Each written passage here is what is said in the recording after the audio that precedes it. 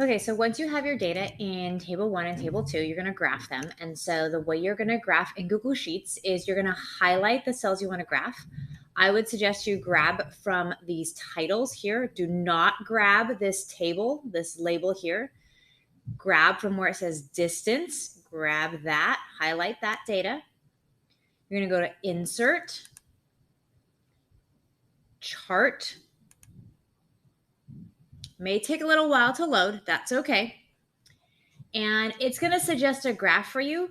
We are going to use a line chart. So click here for chart type and scroll down until you get a line chart. And then it should change it. You're going to want to make sure that your axes and your title are appropriate. So go to Customize, Chart and Axes Title. And so here is where you can look chart title.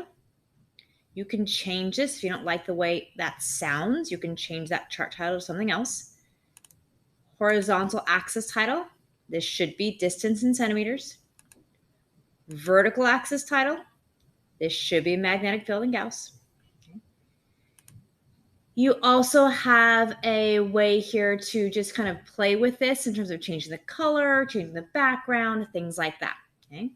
Once you've finished customizing your graph, close that out. You're going to want to bring this graph into your Google Doc. So hover over here or click on here. You'll see these dots. Copy the chart, and then you'll paste it into your Google Doc.